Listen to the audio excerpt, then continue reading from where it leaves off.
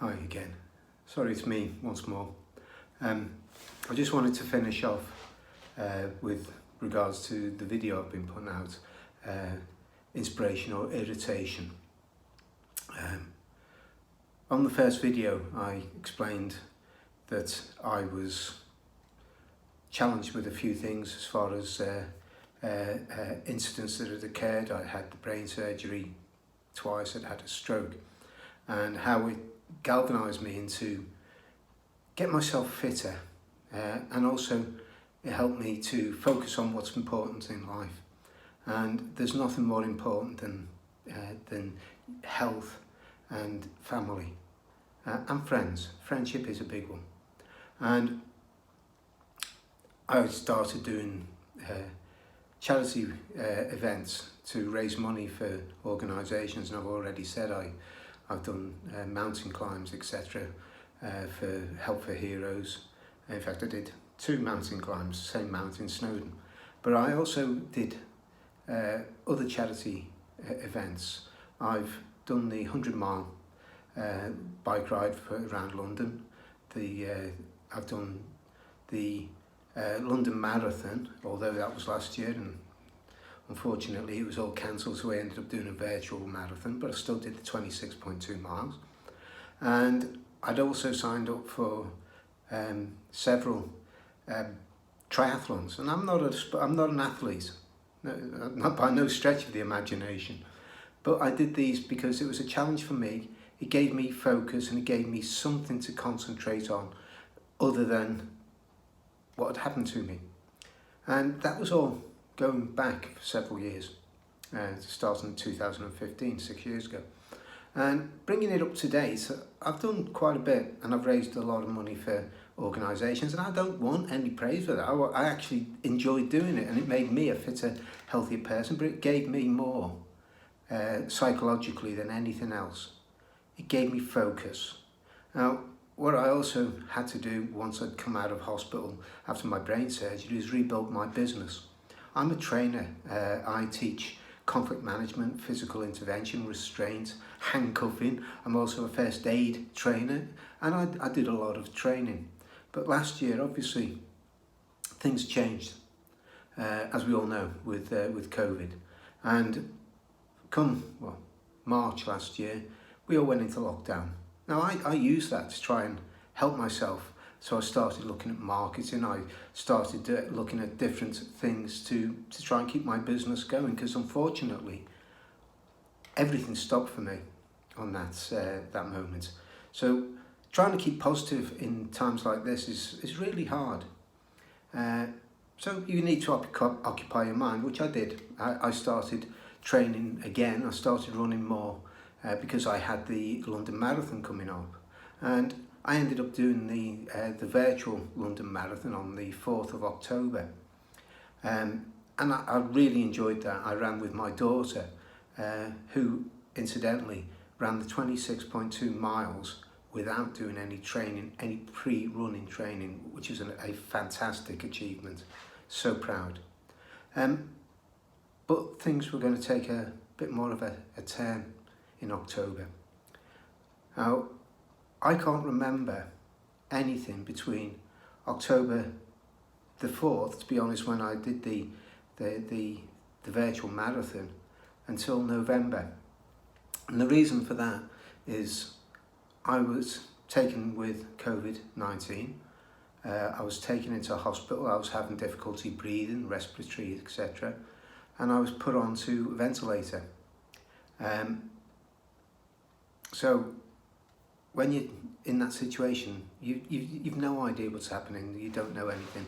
All I can remember from that period in my life, which is basically gone, is nightmares. I do have a recollection of some very vivid, very frightening nightmares. But I came round in, I believe it was October, at the end of October, and they put me on a system called a CPAP system, which is a mask that goes over your face, and it forces oxygen into your lungs, because I had lung damage. Now, for whatever reasons, I couldn't get on with this. So I was taken off the CPAP, I was put back into the intensive care. I was put on a ventilator again, but this time when I was brought out of that, instead of going on the CPAP, they actually put a tube into my throat, and it's a tracheotomy, which basically helped me to breathe, pumping oxygen into my lungs and making me breathe. And that actually saved my life. And I remember being in the hospital and looking around and thinking, not for the first time, I'm alive. Thank God I'm alive. And when you're in that situation, you've got choices to make. There's a very famous quote from the Shawshank Redemption, the movie, which stuck with me, and it's this: you either get on with living, or you get on with dying. Now, I wasn't ready to die, so it was a hard slog. You know, I'd lost over 3 stone in body mass, in weight. My muscle tone had gone completely, and this is just within a few weeks of being in hospital. Now, I was in hospital from apparently the 22nd of October, and I came home on the 5th of January. The 5th of January. Now, I couldn't walk. So, while I was in hospital, I started doing exactly what I did last time. I was adamant I was going to get better, and I am getting better, which is why I'm here at the moment. I'm in our gym at home, and I make it a point that I have to do something, because most of the time you just spend just sitting on a bed watching the world go by. You may have the physios, or you may have the staff coming in and looking at you, but the only person that can make a difference is you. So I had to make a difference. I've got to make a difference. So I started trying to work with myself, and I was stuck in right over the Christmas period of 2020 in Harlow, Princess Alexandra Hospital. And the staff there are fantastic. I was also in the Watford General Hospital, because when I went into the hospital initially, they didn't have any beds in Harlow. They had no intensive care beds because it was full. So I was transferred over to Watford. I can't remember any of this because obviously I was just so ill. But I do remember the trip back from Watford to Harlow, which is another thing that's etched in my brains, because it wasn't a nice trip. And over that Christmas period, obviously there was no physios, there was nobody in to come and help us to work and to push ourselves, so I had to start doing it myself. Similar like that to what I did with regards to my brain injuries. So I got myself out of bed. I started trying to walk around the bed. I was holding onto the bed and just manoeuvring myself around. I was just doing steps, a couple of steps at a time, just to try and build it up, get better and stronger. And by the time the physios were coming in, I'd actually managed to walk unaided I can't say unaided. I did have another Zimmer frame. They're becoming a part of my life, unfortunately, where I was able to walk from the bed into the bathroom, so I could look after myself. And I remember every time the nurses came, we were setting little targets. And life is about setting targets. Because if we haven't got targets in life, what have we got? We've got nothing. We just stay the same. Nothing changes. So to move forward, we have to, well, I do. I have to set targets. I have to have a vision. I have to see what's going to happen.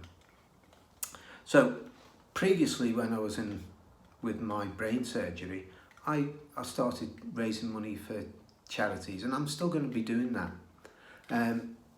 When I came out of the hospital, while I was still in the hospital, I targeted myself with walking to the door. Then the next one would have been another 5 meters further on to the wall outside of the ward I was in. And then it was walking down the corridor, just like this.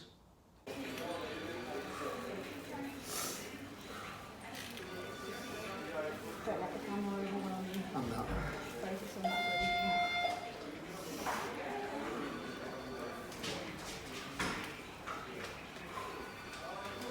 Ooh. Just forgotten how far that bloody corridor is.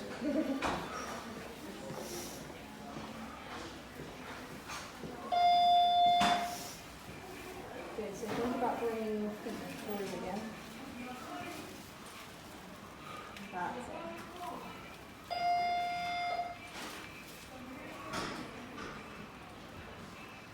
Oh. Yeah, that's how far I did it. But I can do that. Well done.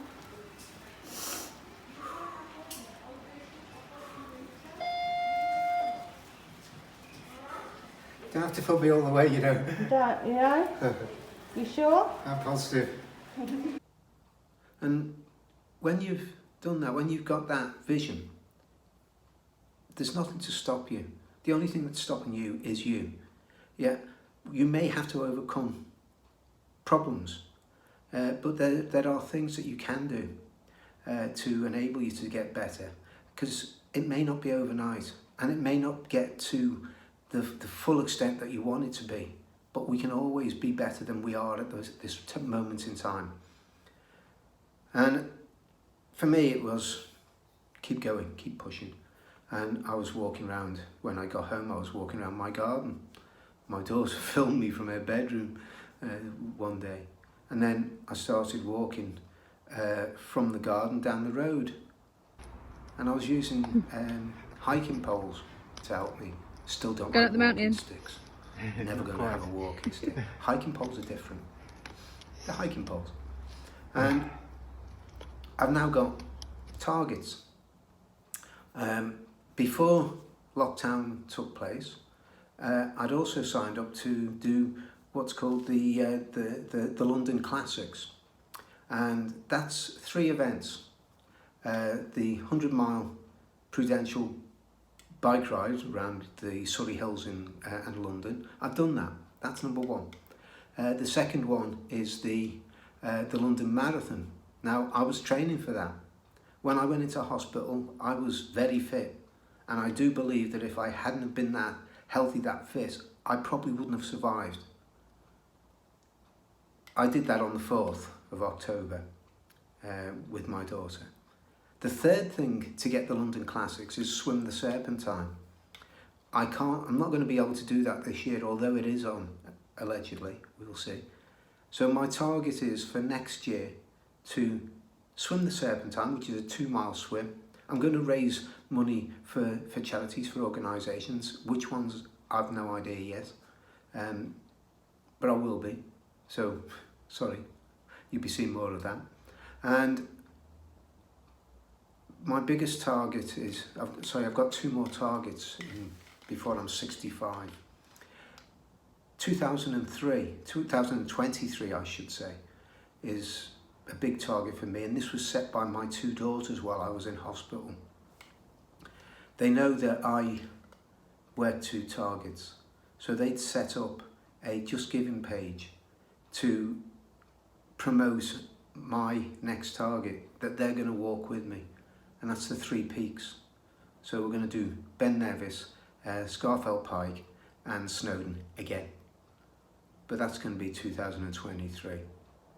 My ultimate aim is by 2025, so that's another 4 years from here, is I want to compete in an Ironman, and I have no idea which one I'm going to do. I'm going to start doing more triathlons, I'm going to do a lot more training, but I want to compete in an Ironman. I'm not interested in winning, I'm just interested in doing, and that's for me is the main thing. You know, you can either get on with it or just give up. and I can't give up. So I've got to get my business back again. That's not going to be this year, it'll be next year. How that's going to change, I've no idea as yet. I am looking at doing life coaching. Hopefully I know I'd be a good life coach. Unfortunately for a lot of people, they do those things and they've got no experience in it. I've had experience in life. So I'm hoping that that'll go forward. At the moment I'm walking, I'm covering 3 or 4 miles in my walks. I'm going to start jogging soon. Another few weeks I'll start jogging, seeing how that goes, try and increase my lung capacity, etc. But the whole idea of this isn't whether or not it's about me. It's about everybody.